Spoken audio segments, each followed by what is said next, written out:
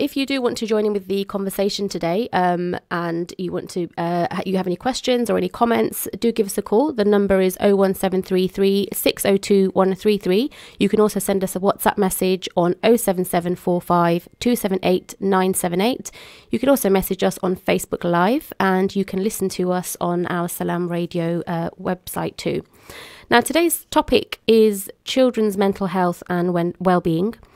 Last week was Children's Mental Health Week. Statistics show that roughly 3 children in every classroom have a diagnosable mental health disorder. This is a hugely important topic and a very current day dilemma many of us are facing as parents. Now, talking to us today about this topic will be Dr. Hassan Yassin, who's joining us over the telephone. Dr. Yassin works in child and adolescent psychiatry for Alder Hey NHS Trust.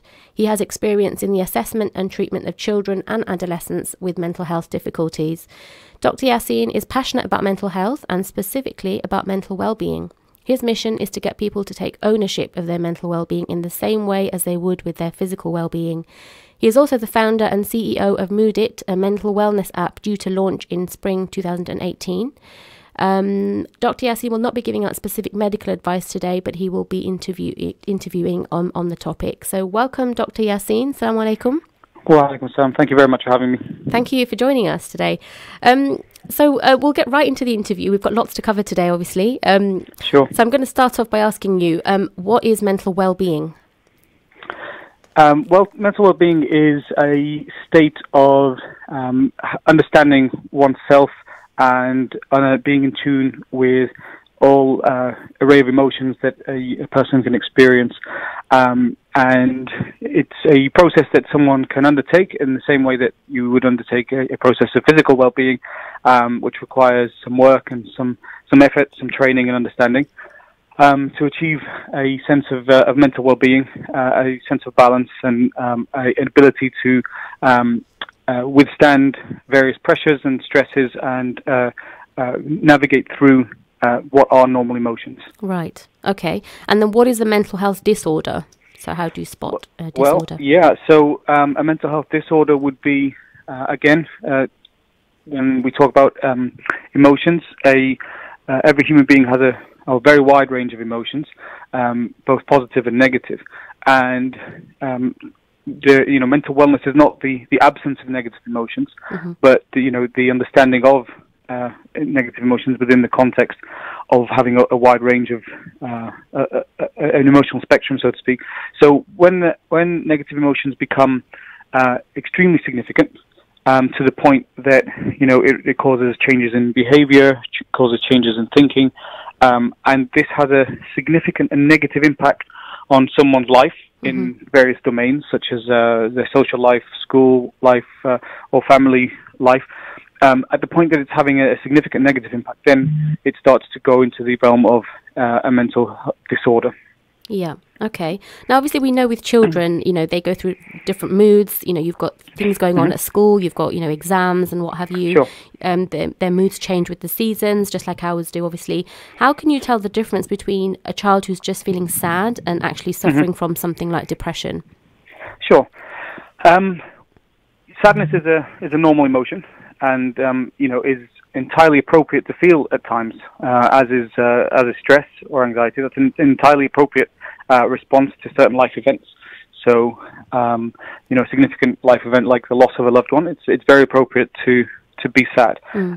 It's when the negative emotion starts to cause a significant change in their behavior or thinking to the point that they stop being able to function as they did in the domains that I mentioned, like school, work, and when they stop being able to have the ability to adapt to change or adversity, and actually every change or adversity just compounds the problem rather than them having the ability to work through that.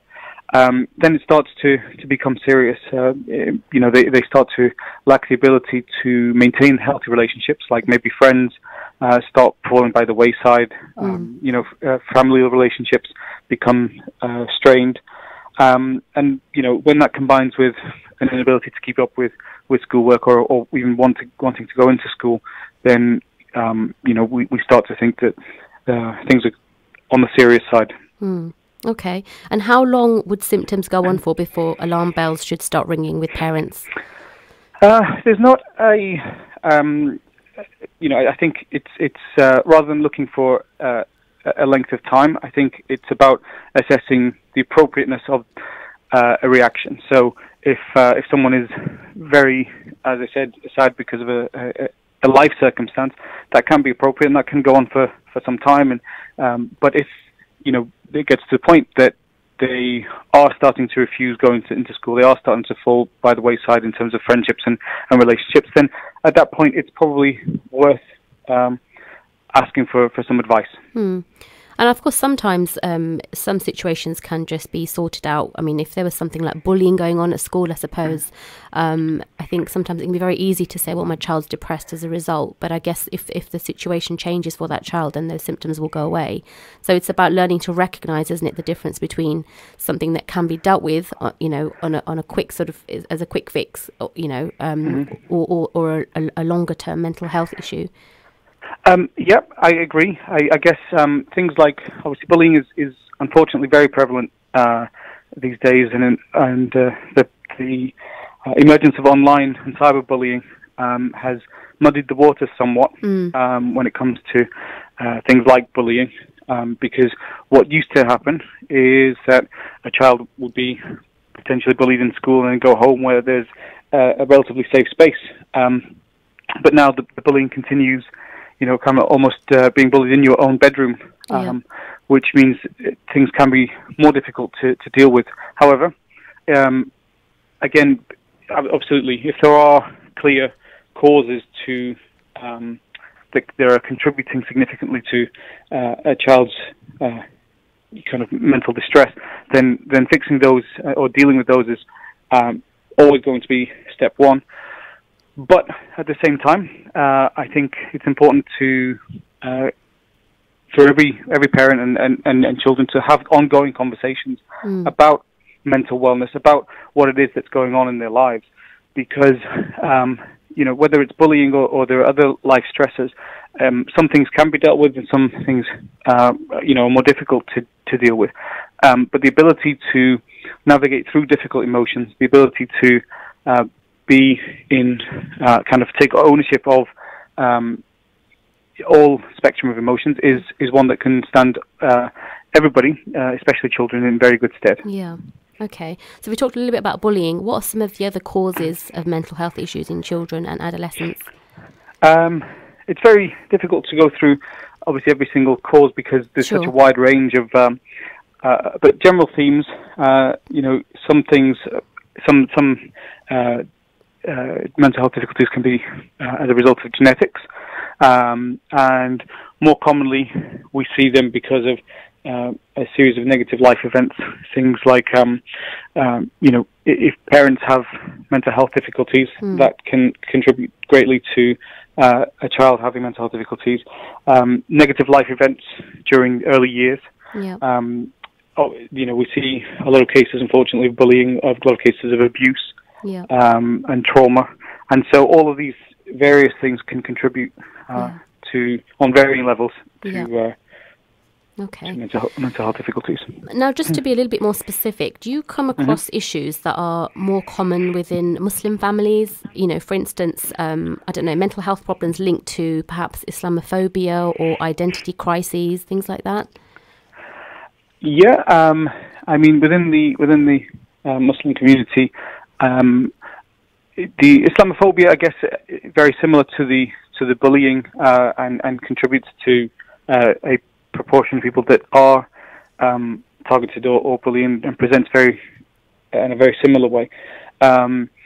Things like identity crises, although that's not necessarily what we would call them, but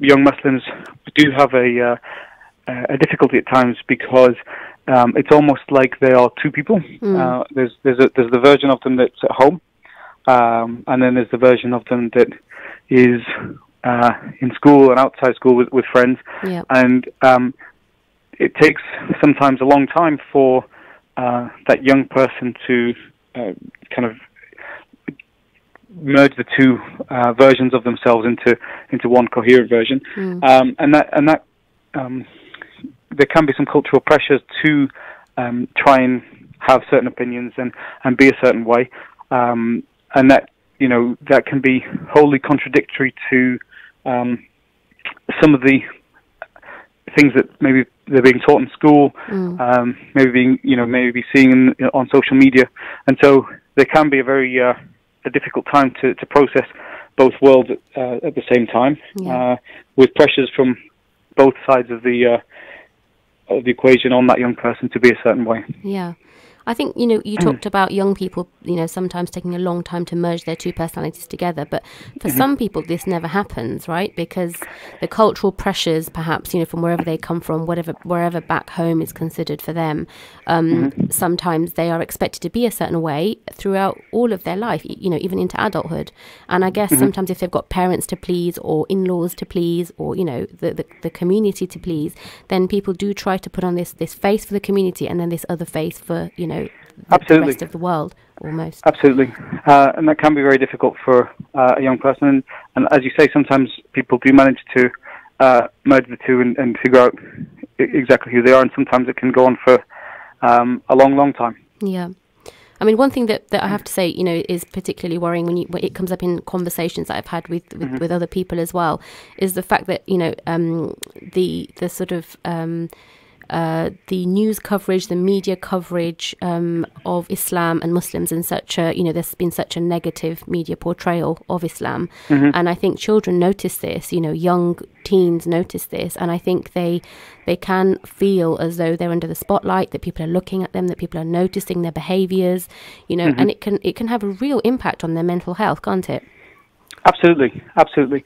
And again, this is why it's very important for families to talk to each other, to understand what it is that's going on in the young person's life, because forming habits of communication, of finding out what a young person's doing online, finding out who they're talking to and what experiences they're going through, can help us to start to spot these kind of difficulties early, because there isn't necessarily a quick or easy solution to that particular problem, because this is an issue that society is creating for a lot of young Muslims, and it is very important for us to recognise the impact that's having on young Muslims. Yeah, definitely. Okay, are there any stigmas associated with seeking help for mental health issues? Yeah, absolutely.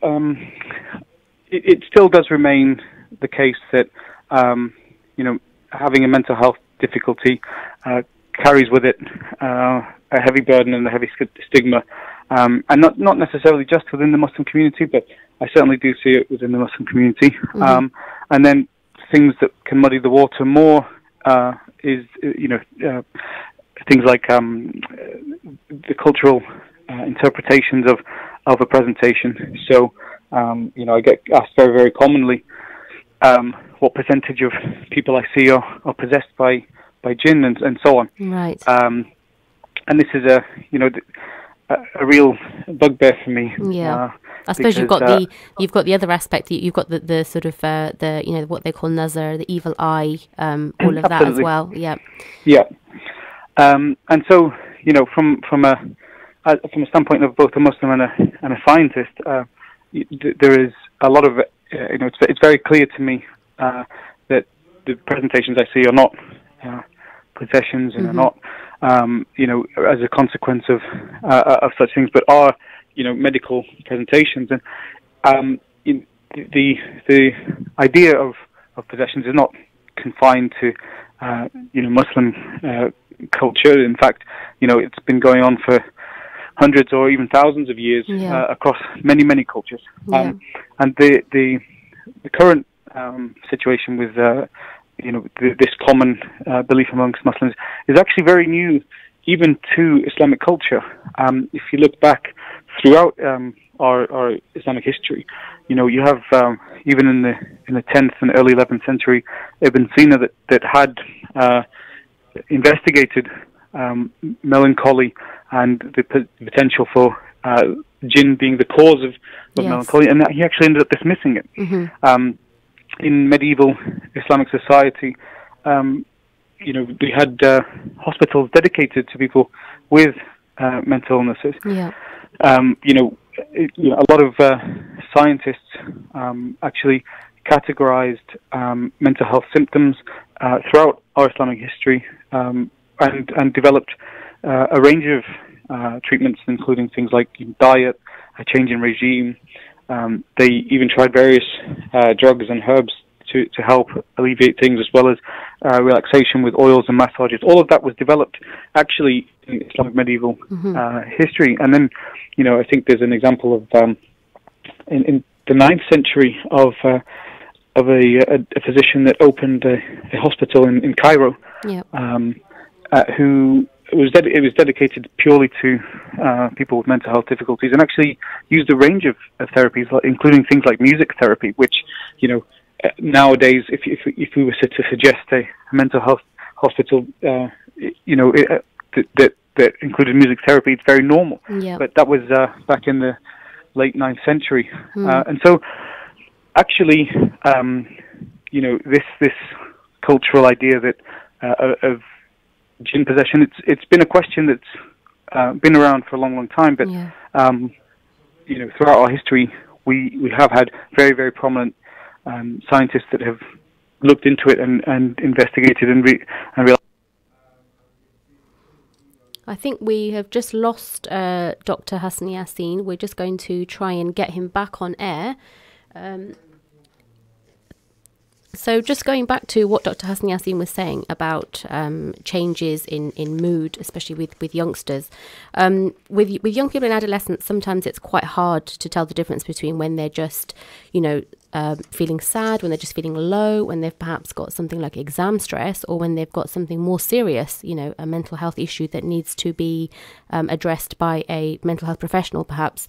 So some of the signs that parents can look out for, are things like, concerns with their children's eating and their weight. Sometimes children will lose weight when it comes to mental health issues.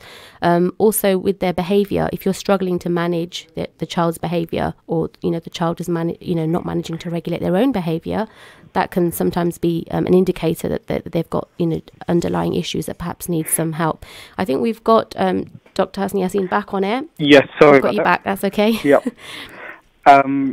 So you're talking about the stigmas, associated with seeking help. So actually, I guess what I'm trying to convey is the idea that these stigmas needn't be there, and that throughout our history, we have a very rich scientific history of addressing mental health difficulties and pioneering, treatments and investigation of mental health difficulties. So, unfortunately, the stigma is there. It is changing somewhat. I think there is a shift generally in society that that mental health difficulties are very much real and very much part of the human experience. Yeah. But that we still have some way to go. Yeah. And I think it's important for all of us to really understand that it's something that is very much a part of our collective history. Yeah, I think it's really significant that you brought up the fact that Muslims were always at the forefront of looking after their mental well-being. Mm-hmm. The fact that they developed all of these strategies to help themselves, and hospitals and things were developed by the Muslims. Mental health institutions. That's I think we only have to go back to our history to sort of look up and see what how much of an impact they had. Also with regards to the more modern mental health area, and how people do go back to using some of the more traditional therapies that were founded perhaps by Muslims in those days. Some of the other stigmas I was just thinking as well about in the community. I think sometimes mental health is a very, very difficult topic to talk about. And I think people I'm talking about specifically from a Muslim community or an Asian community perspective, that, if your child does have an issue, I think people are very reluctant to, talk about it, to acknowledge that they have a problem, and to seek help. So, what have your experiences been of that? Yeah, absolutely. I think, the general consensus would be that if there is a problem, then these kind of things should be dealt with internally and not kind of be a thing, a black dot, I guess, on the family or on that bit of society.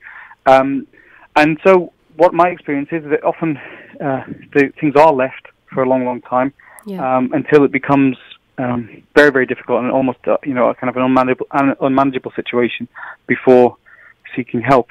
And of course, that's not really fair on the young person that's experiencing that mental health difficulty. And so, I do encourage everybody to seek help as soon as they do have a query. And there are a lot of resources now, which I guess we can talk about a bit later in terms of where they can go and who they can speak to. Sure. Okay. Which mental disorders are commonly seen in children and adolescents? Okay.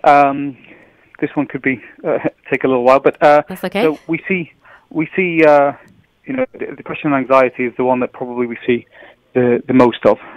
They are quite closely linked and do present very, very frequently.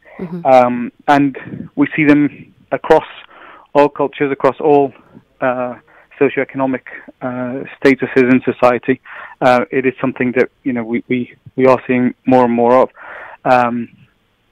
And again, these things to look out for with depression would be if a young person is experiencing a persistent low mood, so that the mood really isn't lifting regardless of what's happening. If they stop enjoying things that they used to enjoy, if they are withdrawing, kind of socially, spending more time in their room, spending less time with family, less time with friends. If they start to have a sense of feeling worthless and hopelessness, these things are also very, very, very prominent.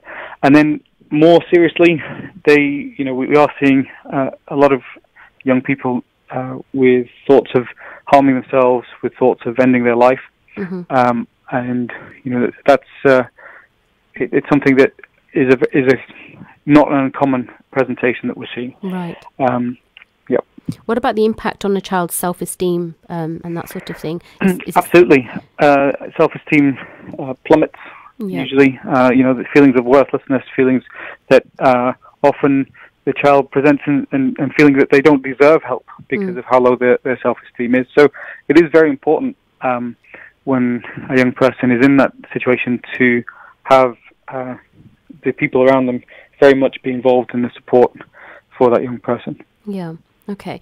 And can very young children be depressed too? I mean, what age are we looking at? When can we do see it. It's less frequent, so we don't see it as much in very young children. For the majority of cases that we do see are in the adolescent range. So going from 13, 14 up to 18. But yeah, we do see kids as young as 8, 9, 10 at times that have had often significant life events that are causing them to present in that difficult way. Yeah. Okay. And I'm aware that we're going to go to a break quite shortly, so we'll talk a little bit about this and then we'll come back to it again after the break. But I want to talk a little bit about how mental health issues are diagnosed in children. It's usually a very long process, because it's very important that any clinician that's diagnosing a young person with a mental health difficulty has a very thorough understanding of that young person and what's been going on with that young person. So usually an assessment would take place over several sessions when we would ask a very detailed history about that young person, going right back to the pregnancy. Okay. Or would that be through the GP? Sorry, would that be the first point of call? Yeah. So usually people present. We get referrals from GPs and we get referrals from schools. Okay. So often schools have counsellors, allocated members of staff that are responsible for the mental well-being of the cohort, and so we do get referrals from schools, and we get referrals from other professionals too, like GPs. Yeah. Okay. And what about in younger children? I guess that you would be also talking to people like health visitors, people like that. Absolutely. So we have oftentimes, if a young person is in some difficulty, there are more than one. There is more than one agency involved. Yeah. We can have social care can be involved at times. Yeah. Health visitors can be involved. GP. Okay. And so there can be a wide range. Sorry, of Dr. Yasin, we'll go to a very quick ad break and we'll be right back after this. No problem. Stay tuned to Salaam Radio after this short ad break. Have you visited Amar Food Store yet? Now open at Lincoln Road Triangle, 613B Lincoln Road, Peterborough. Pay us a visit and take advantage of our special offers and great range of products on groceries, vegetables, fruits and halal meat. All your favourite brands under one roof. We take payment by card, have free customer parking and offer a free local delivery service. Also available, PayZone for bill payments and money transfer services to Pakistan. Amar Food Store and Halal Meat. Now open at Lincoln Road Triangle. Call us on 01733 68 73 74. High in quality, low in prices. Let's get ready to rumble! Top Yard School of Boxing presents an afternoon of amateur boxing. Sunday the 18th of February at Gladstone Park Community Centre, Peterborough, PE1 2AN. Doors open 1 p.m. for a 1:30 p.m. start. Exciting and thrilling boxing action, along with a raffle, hot food and refreshments. Advance tickets are only £10 for adults and £5 for under 12s. Tickets on the door are £15. Get your advance tickets now from 07790 928 546. Top Yard School of Boxing, Amateur Boxing Afternoon, Sunday the 18th of February, 1 p.m. at Gladstone Park Community Centre.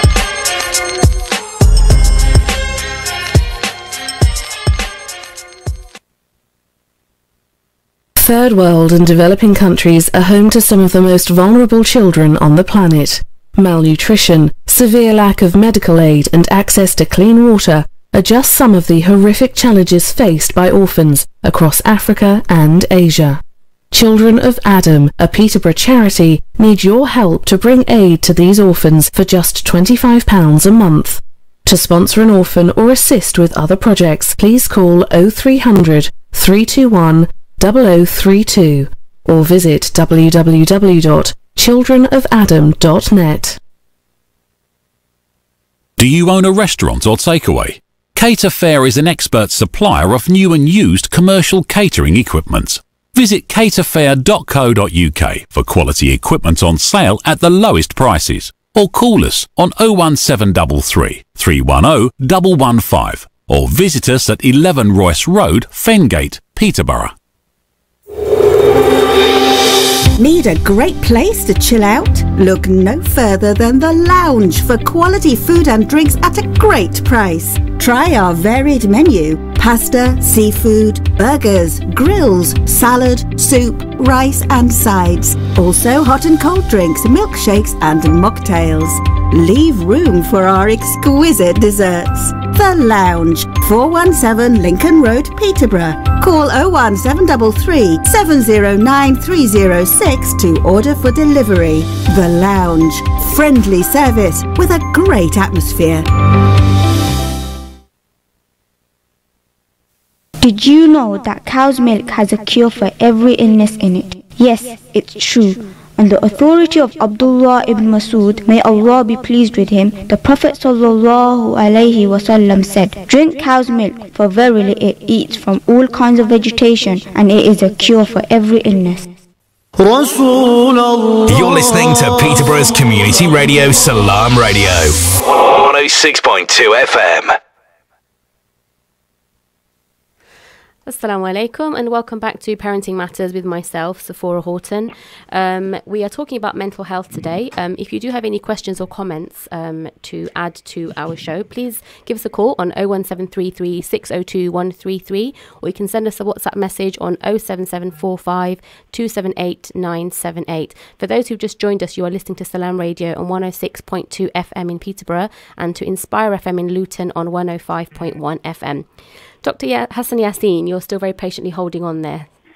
I am here. Yes. So before the break, we were talking a little bit about the ways in which mental health issues are diagnosed in children. And sorry, we had to go to an ad break. But you were telling me about how parents can approach the various professionals in the community to help them.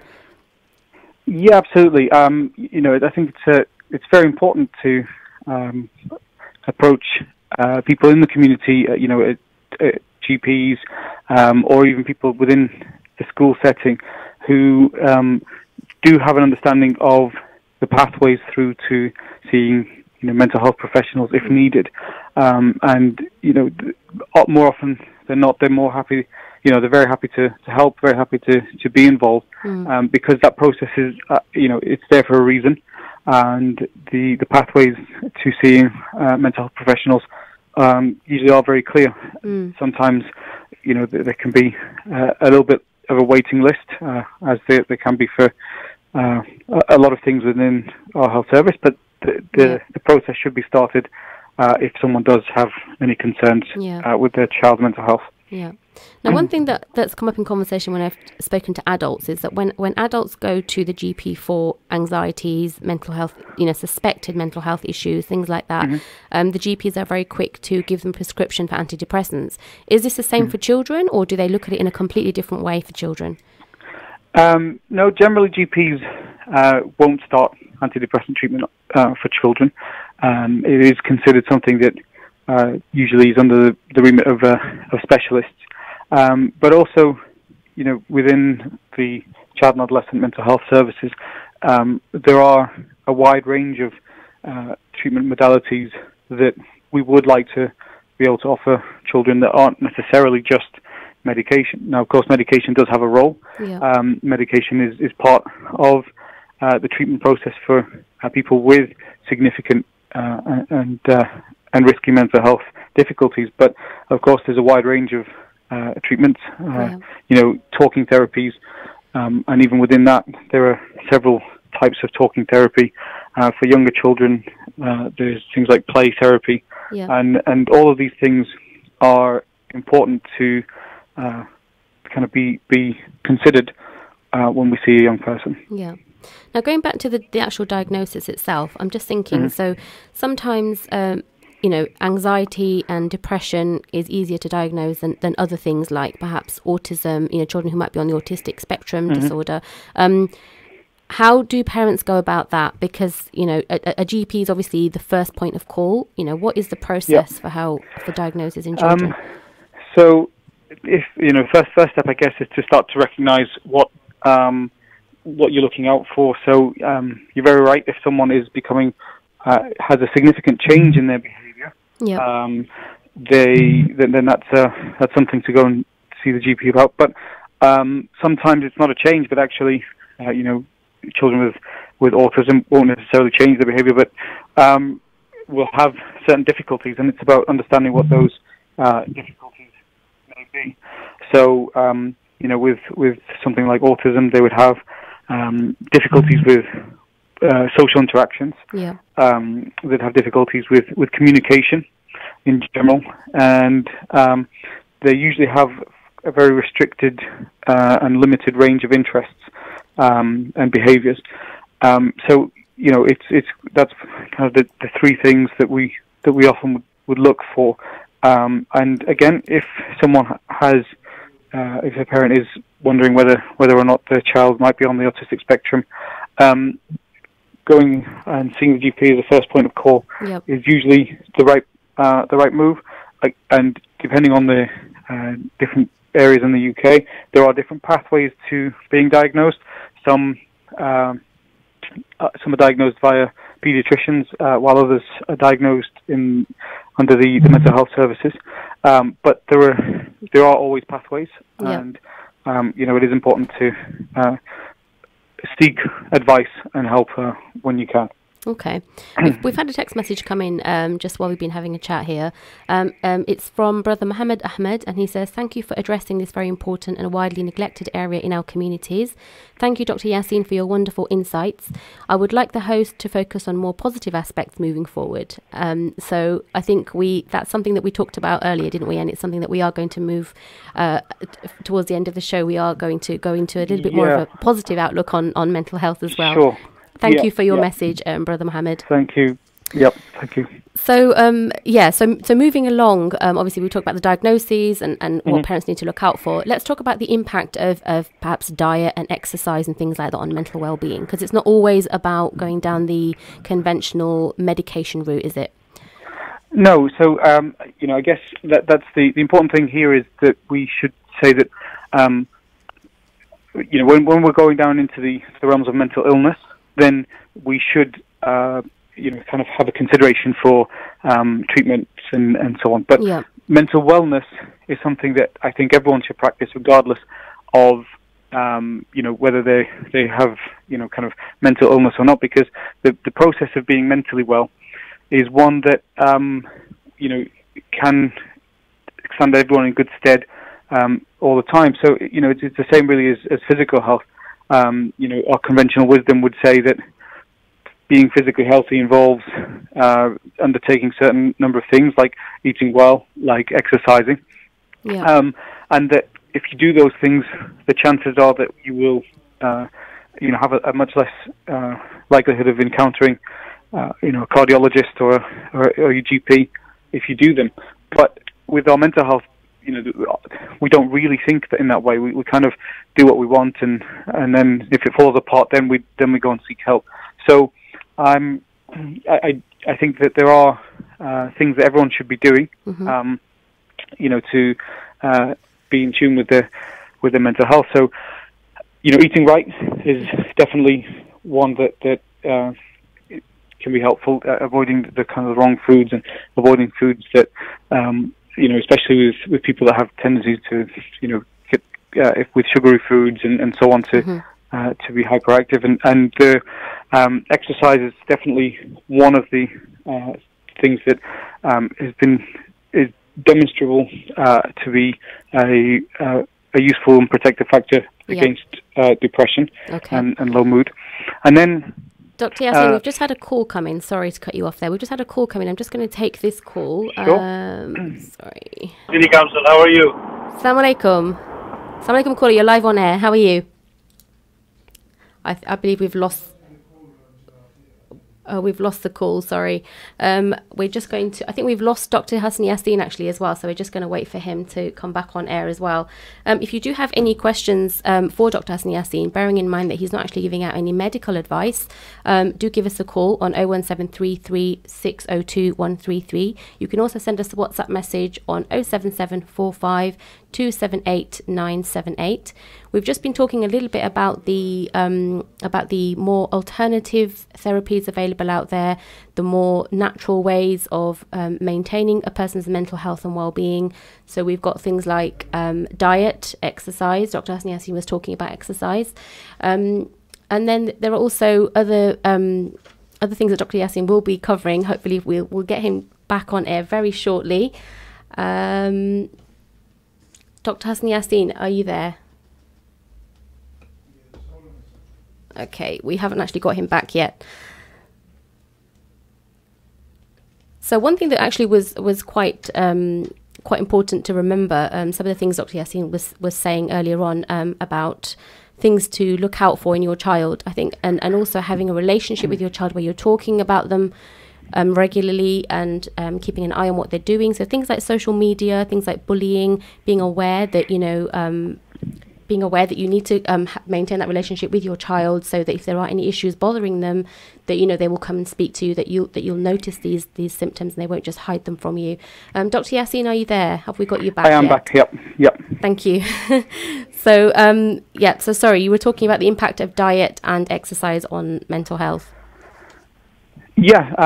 So all of that has a definite positive impact on mental health. And as I say, the practice of being in touch with the spectrum of emotion that everyone experiences is what mental well-being is. So, it isn't the absence of any negative emotion ever, because obviously that's not healthy either. Yeah.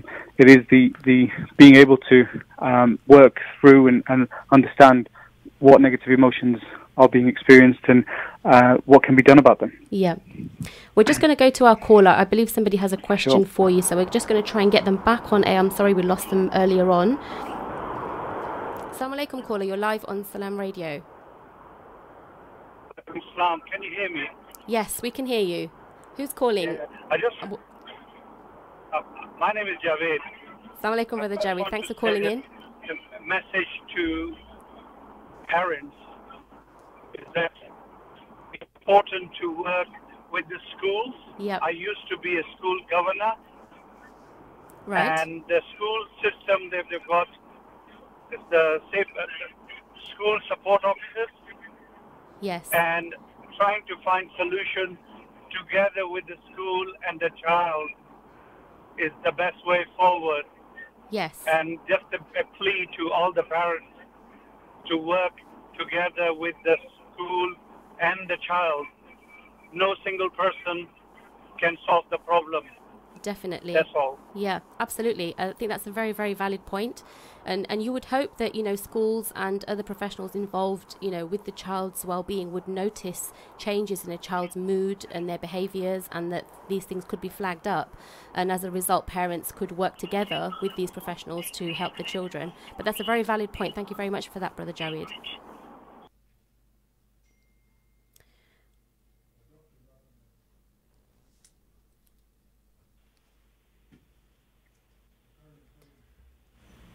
Assalamu alaikum, Dr. Hasni Yassin, are you still there? I am still here. I'm sorry, we've had some technical issues and we keep losing problem. You, but you're back on air now. Did you hear the call that we just had from Brother Jawed? No, I only caught the last couple of seconds of that. So he just made a very valid point about parents making sure that they're working together with the schools and other professionals to make sure that because no one person can help a child who is suffering from mental health issues. I thought that was a very important and very valid point to make on this show. Absolutely. It is very much all about different people that are involved in different domains of the child life working together to put together a combined package, really, that can help that child. Yeah.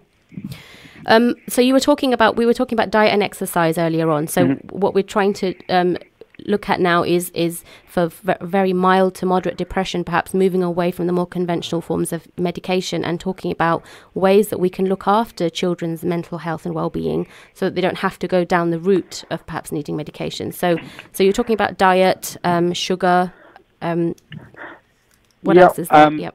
But again, oftentimes when a child does come to us and they do have a mild depression, we wouldn't jump at starting medication, but actually, and most of the guidelines are that, talking therapies are the first line in such cases. Right. So, again, it's about having an understanding of that child, of what the difficulties are, and giving a child a space to address those issues. Yeah. So oftentimes that would be in the form of some kind of talking therapy, whether that's CBT or in the context of family therapy if needed, to start to address the issues that are contributing, and giving the child some skills to be able to deal with difficult emotions, because empowering a young person to have a skill set to deal with anxiety, to deal with low mood,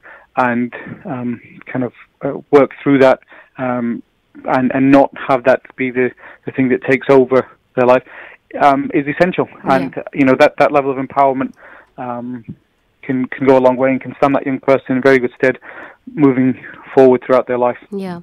And is it fair to say that if this issue is picked up, in children at quite a young age, and that, that the child does have talking therapy, or, there are other natural, non-invasive therapies available out there, that a child is, likely to fully recover far quicker than if it were to, be left to, be dealt with later on? Of course, with any, almost every medical problem, whether that's mental or physical health, the longer a problem's left untreated and unsolved, the more difficult it will be to resolve it. So, the sooner interventions are made, the better. And as I guess I keep mentioning it, I think even before the onset of any symptoms, I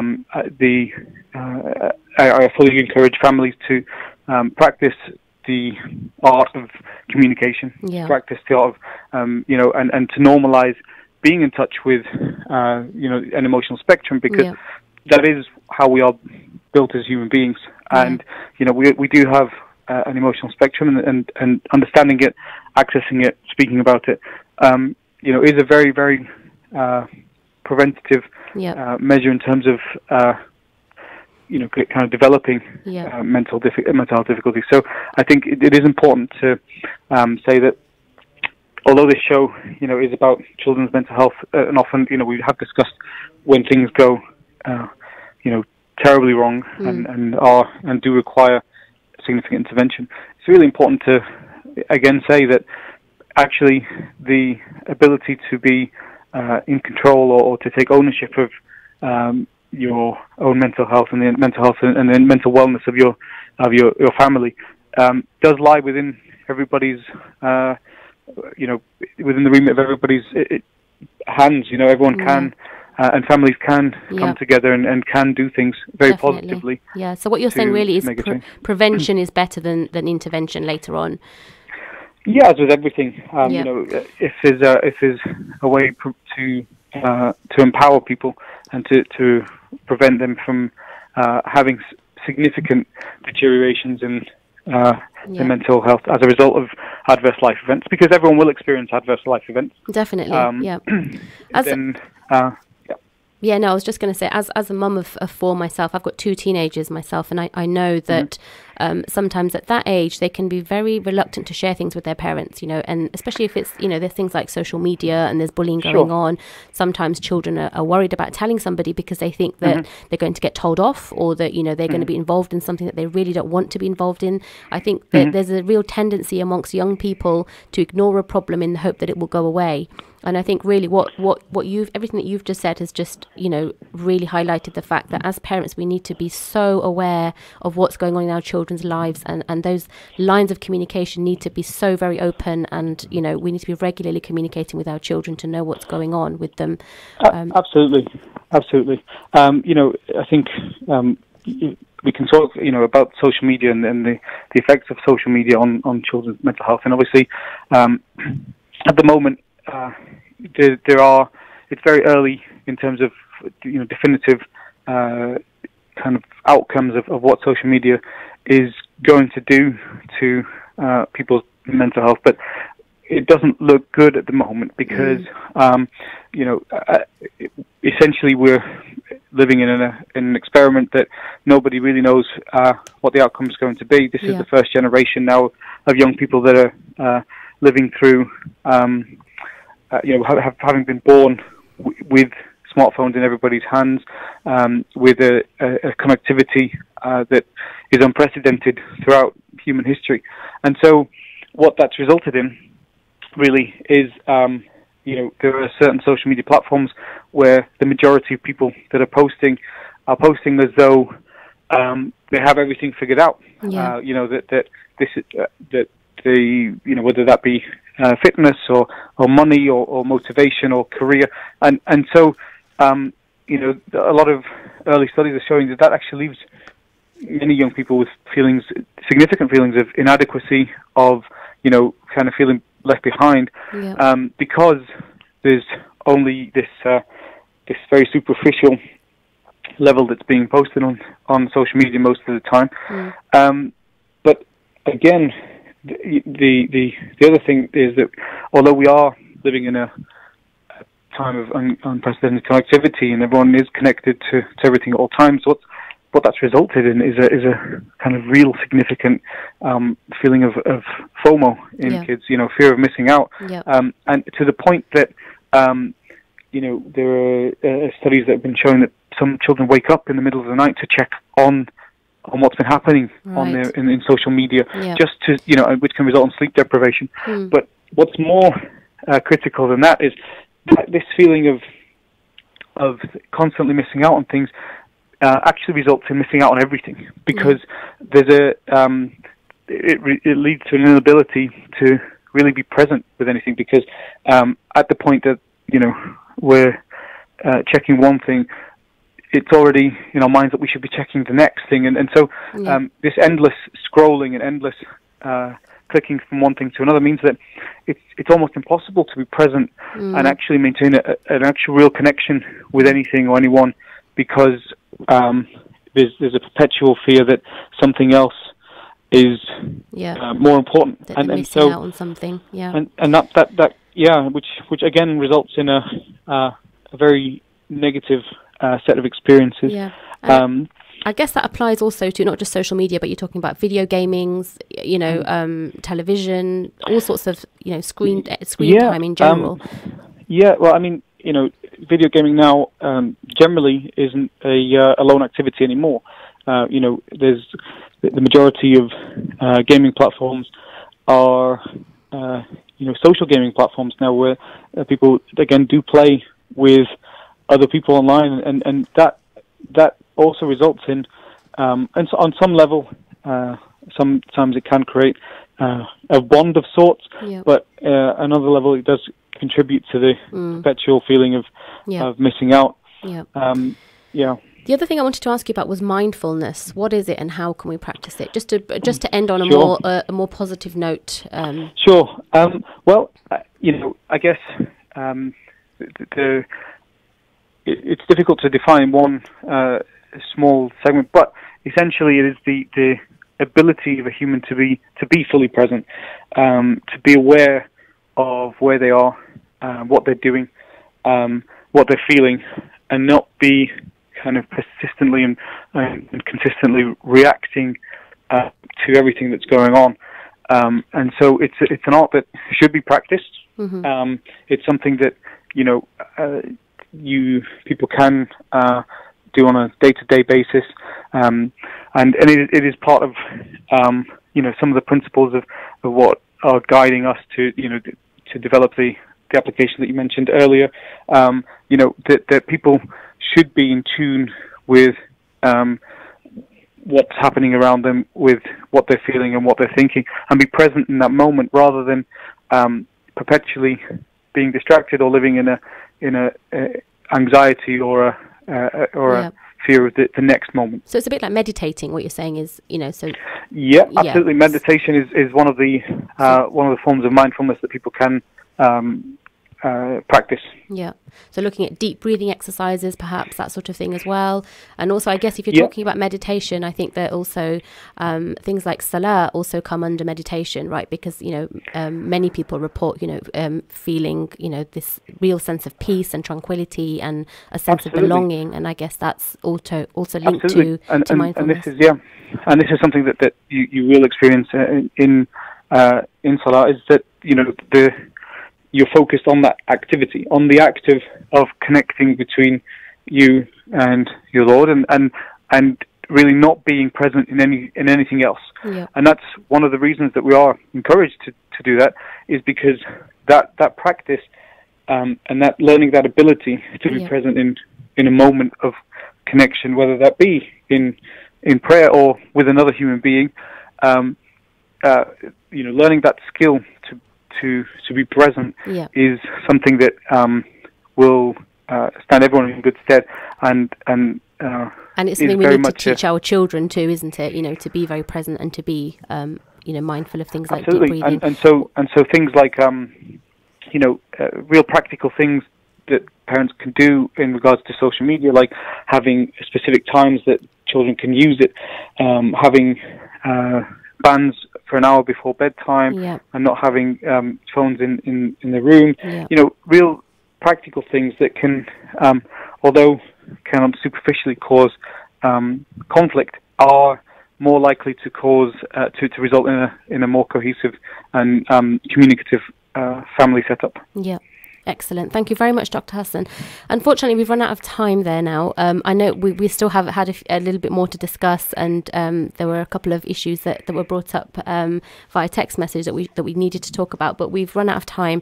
This is a topic, sadly, that we can't just fit into an hour. It's something that, you know, we could, there's lots more to learn about. But what I would urge parents is to go online, you know, look at the resources that are available out there, speak to health professionals in the community, learn to look at,